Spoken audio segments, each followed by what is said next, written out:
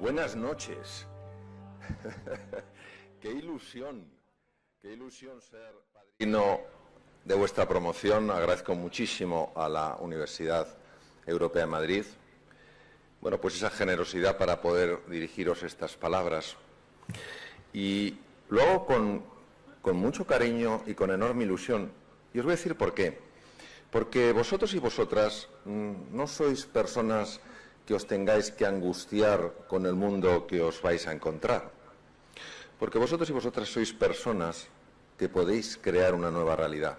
Yo no os veo como seres humanos que exclusivamente estén buscando un trabajo, sino como seres humanos que lógicamente necesitan un trabajo y que, sin embargo, van a utilizar su vida para marcar una diferencia.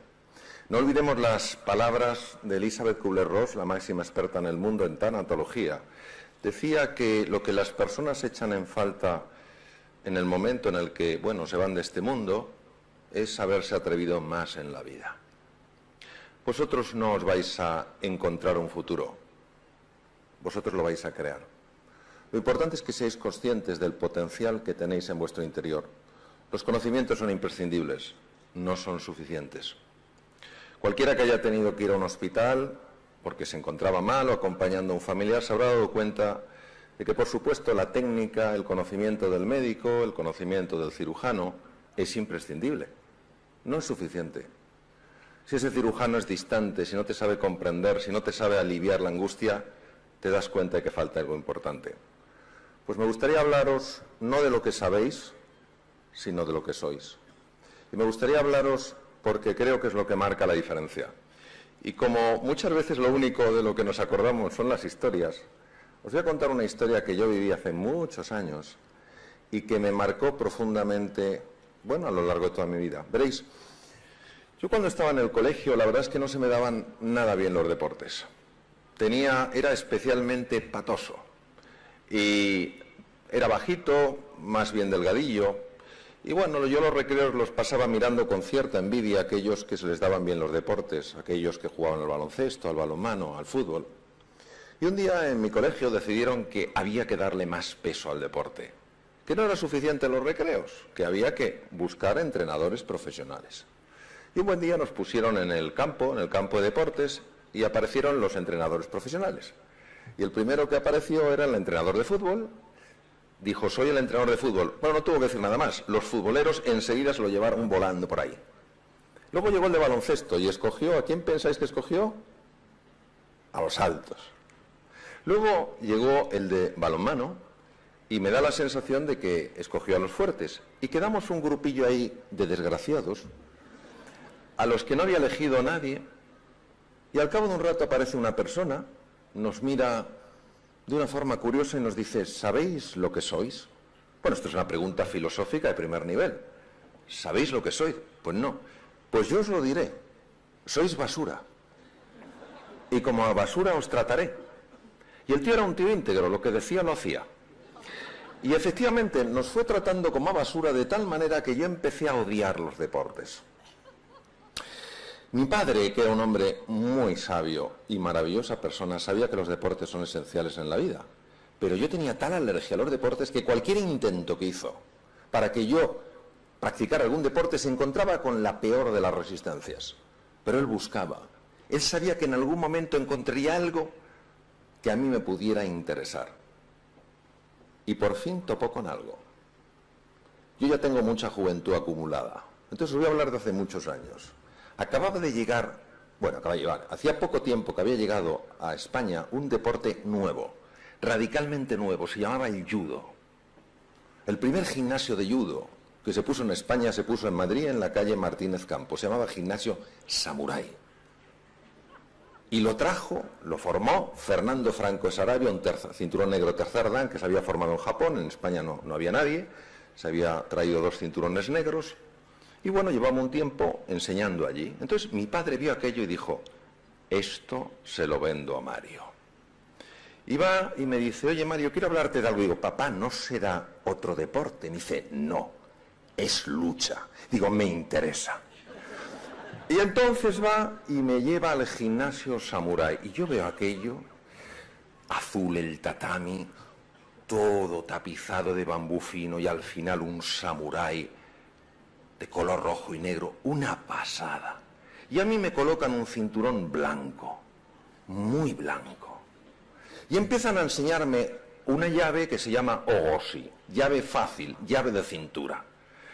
Estábamos unos blancos, había unos amarillos, había unos naranjas y había un verde, el mejor del gimnasio, chico grande, fuerte, simpático, y a mí venga a enseñarme ogoshi. Y yo preguntaba, oiga, ¿me enseñan alguna otra llave? No, ogoshi. Y yo, ogoshi para aquí, ogoshi para allá. Y yo decía, me decía mi padre, ¿qué tal te va el judo? Y digo, papá, el judo es ogoshi, no hay más que ogoshi. Y digo, es que esto es un poco tal, me gusta, pero es que esto yo quiero cambiar. Bueno, Fernando Franco de Sarabia se da cuenta de que el judo no acaba de tener enganche. Claro, en un deporte nuevo, poco conocido, y decide organizar una exhibición. Invita a periodistas, familiares, etcétera, etcétera, y llena el gimnasio. Yo os cuento la escena para que la veáis. En el tatami muy grande azul, a la derecha, arrodillados, primero los cinturones blancos, los amarillos, los naranjas y el verde. Al fondo, los 3 cinturones negros, Fernando Franco de Sarabia y otros 2 cinturones negros, primer dan. A la izquierda, bancos llenos de gente, periodistas, familiares, etcétera. Había ido mi padre. Bien, se trataba de que combatieran 2 cinturones entre sí, a un punto, un ippon, y el que ganaba, pues nada, ganaba y se sentaban allí donde estaba el resto de la gente. Bien, empiezan a llamar a los cinturones blancos. Yo estaba nerviosísimo. Y sacaban los cinturones blancos. Y queda un hueco. Yo en una esquina, hueco, cinturones amarillos, naranjas y el verde. Digo, no me fastidies, me toca con un amarillo. Y sacaban los amarillos. Y el hueco se va haciendo más largo. Y digo, con un naranja no puede ser. Y sacaban los naranjas. Y queda un espacio enorme entre el verde y yo. Y claro, yo aguzo el oído. Yo oigo a los cinturones negros hablar entre sí. Nos hemos equivocado. No hemos llamado a ese blanco. Y como peleé con el verde, le mata. Pero escucho a uno de ellos que era muy piadoso y dice, bueno, pero el verde es nuestra estrella, que se luzca. Yo, ¿conmigo? Ante la perplejidad de la gente, llaman al verde y me llaman a mí. El cinturón más alto, el 10º dan de una escuela, es el cinturón rojo, y se le pone el cinturón rojo sobre el que ya tiene al favorito. Todavía me acuerdo aquel cinturón negro tan piadoso ponerme a mí el cinturón rojo mientras me miraba como diciendo, una última alegría, chaval. Bien, claro, yo veía esa mole y yo con mi ogoshi. Y en ese momento me llama mi padre, Mario, ven. Y me dicen los jueces, sí, ve. Entonces yo voy. Digo, ¿qué quieres, papá? Voy a combatir. Yo en el fondo le decía, voy a morir. Y me dice, Mario, tú puedes vencerle. Y digo, ¿pero le has visto? Y me dice, sí, hazle un ogoshi. Claro que le iba a hacer yo.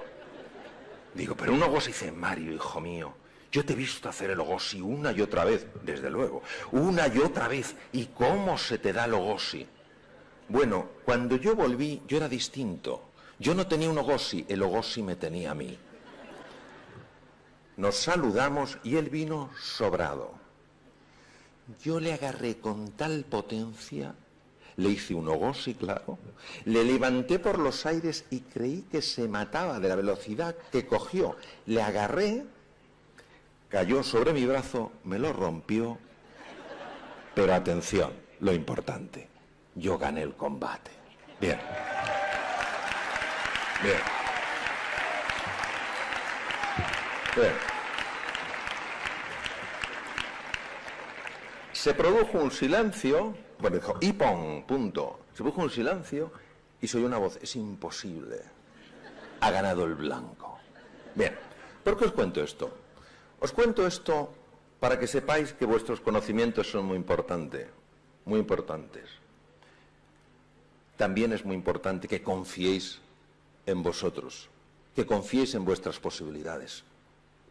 Que un sencillo goshi, cuando lo elevas a la categoría de kojo goshi, consigue lo que no parece posible conseguir. Que tengáis esta confianza, esta firmeza.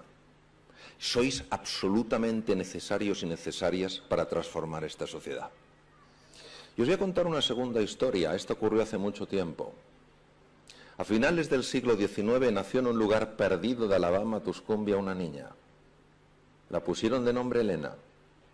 Elena nació sin ningún defecto físico, pero a los 16 meses de edad tuvo una escarlatina con una complicación muy rara, con una encefalitis muy severa. El resultado es que la enfermedad dejó a Elena ciega, muda y sorda.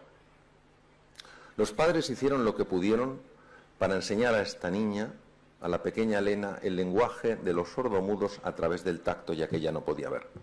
Pero la niña se encerró en una frustración, en una noche oscura, porque no entendía lo que le había pasado, y los padres tiraron la toalla. No había nada que hacer.